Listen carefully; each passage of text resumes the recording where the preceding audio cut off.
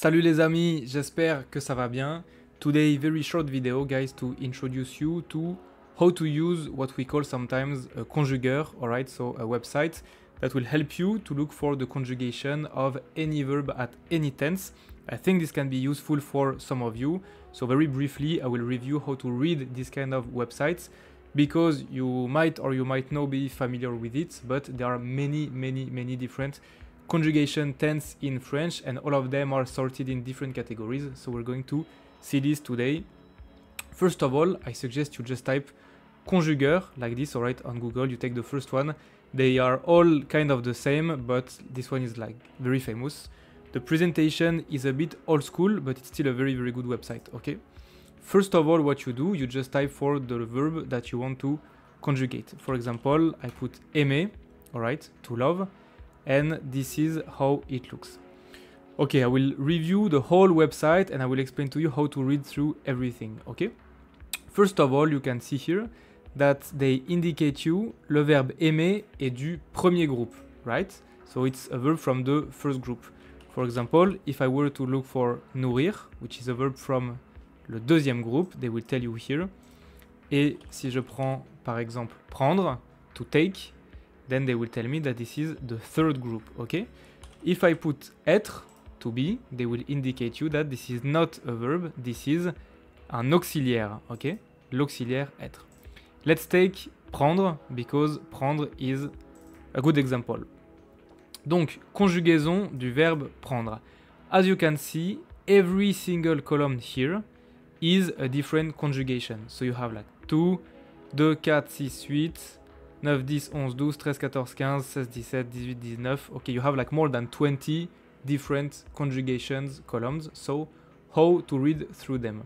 First of all, you can see here, le verbe prendre est du troisième groupe, ok. Le verbe prendre se conjugue avec l'auxiliaire avoir. So, what they indicate you here is that for the tenses that use le participe passé, for example, le passé composé, l'auxiliaire qu'on utilise, the auxiliaire that you use is avoir. This is why you have j'ai pris, tu as pris, il a pris, alright? And it's the same for all the tense that use le participe passé. Then you have the English translations, and here you have different buttons to change the way to conjugate it. I will go to them at the end of the video. First of all, the first section that you have is l'indicatif, okay? So you may know this category is like the easiest one and the most common one in a way. This accounts for 1, 2, 3, 4, 5, 6, 7, 8 for 8 different conjugation tenses. So 8 different ways you can conjugate the verbs in French, alright? Donc l'indicatif, it means it's all the conjugations where the action is just as it is. You're just stating an action that is happening or that will happen or that has happened for sure. So there's no guess, there's no if, there's no condition or anything. When you say je prends is I take. Au passé composé, j'ai pris is like I took or I have taken. Like that's a fact, right? And at the future, for example, futur simple, je prendrai, I will take. You know, all of this, they happen in the real world. They are sure, I will take, I have taken, I take, you know. All of this is l'indicatif. So I don't review all the different tenses because all of them is a bit complex and like they all deserve an individual video, I guess. Then you have the second category, le subjonctif. Donc subjonctif présent, passé, imparfait, plus que parfait. You can see that, for example, like one of the most common conjugation tense in French is l'imparfait, alright? So when you talk about l'imparfait, you need to know if you're talking about indicatif imparfait or subjonctif imparfait. Sometimes we say imparfait du subjonctif ou imparfait de l'indicatif. Alright? Donc, le subjonctif is the category that indicates that the action is hypothetical, like it's not happening in the real world. For example, when I say que je prenne here, I give you an example of a sentence. If I say j'ai besoin que tu prennes, okay? Que tu prennes here. J'ai besoin que tu prennes, you can translate it as I need you to take, like j'ai besoin que tu prennes ça, I need you to take this. When you say que tu prennes, the action of taking is not happening in the real world. Like it's like I'm not saying you will take or you take. I'm saying I need you to take this. So it's like hypothetical, right? It's not really happening. It's like I'm stating the action, I'm imagining the action of you taking the thing, right? So in English, there's no conjugation distinctions for this, but in French, we conjugate it as subjunctive. An easy way to spot it is that every verb conjugated at the subjunctive, there's que before, right? Like que j'ai pris, que je prise, que j'eusse pris, etc. The subjunctive imparfait plus que parfait, they are advanced conjugation. A lot of French people never use them. You almost never use them in daily life. These are more tenses that you use in novels, for example, to talk about like some actions and everything. So don't worry if it looks a bit complicated to you. Then the third main category is conditionnel, so just like condition in English.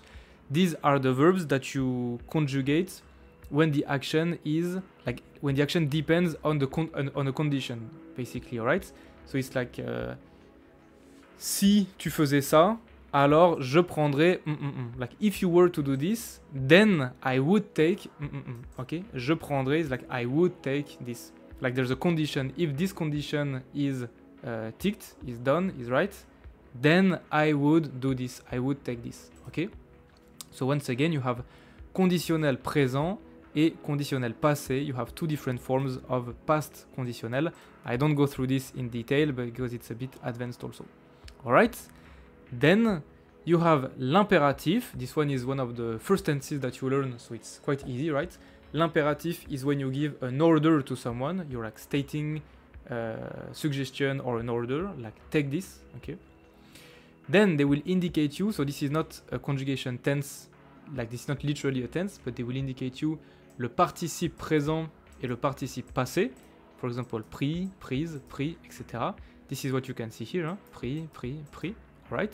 For the tense that use le participe passé. And then you have donc l'infinitif, so the form of the verb unconjugated, et le gérondif, ok? Le gérondif is like en prenant, en ayant pris. It is using the verb to indicate, like to describe a circumstance under which an action is happening. Like I do this while taking this, ok? Je fais ça en prenant, it's like while taking this, alright? Then they will give you some definitions and they will give you some synonyms of the verb, and okay, the rest is less interesting. So now, just to finish, just to review the small buttons here at the top, I'm sure you can already guess if you pause here what they are used for. For example, the first one is to change the form of the verb and to put it at the female form, okay? If, for example, I put the verb partir, which means to leave, donc partir au féminin, I put it at the female form, and you will see here, for example, like for the présent de l'indicatif, obviously makes no difference, because, I mean, you should know this. But for the verbs that use le participe passé, since it's l'auxiliaire être, you can see here the difference. Je suis parti with un E at the end, right? Je suis parti, tu es parti, elle est partie. So they will change it to the female form. Now, I can put partir à la voix passive. So instead of je suis parti, okay, we'll have j'ai été parti, tu as été parti, il a été parti. This one doesn't sound so great, but basically it puts the verb at the passive forms instead of the active form. Okay, so this is another notion that needs a bit more explanation, but it's not the purpose of this video. Then you can put the interrogation form, alright? Pars, pars-tu, part-il, okay? And then you can also put the negation, okay? So this is je ne pars pas, tu ne pars pas, il ne part pas, etc., etc. Alright? For some verbs, like for example, prendre, I go back to prendre, you can also put them at the pronominal form, right? You know, okay, I will take a more famous one because this one is one of the first verb that you learn in A1 level. When you say je m'appelle, right, it's the pronominal form of the verb, s'appeler. So you can also change here, ici, s'appeler. And then you will have donc je m'appelle, tu t'appelles, il s'appelle, etc. pour les verbes pronominaux. Okay guys, that's it for this. I hope this can be a bit useful because I know it's very tricky to understand all the different conjugation tense and l'indicatif, le subjonctif, le conditionnel, etc. So at least with this you know how to read and how to use this kind of conjugueur websites that can help you to conjugate any verb at any tense. Okay, I hope it's not so boring and like it can be useful for those of you who are learning the language. Alright. Bon après-midi, bonne journée, bonne soirée à tous les amis. Bon courage à ceux qui révisent et qui passent des examens. À bientôt. Bisous à tous.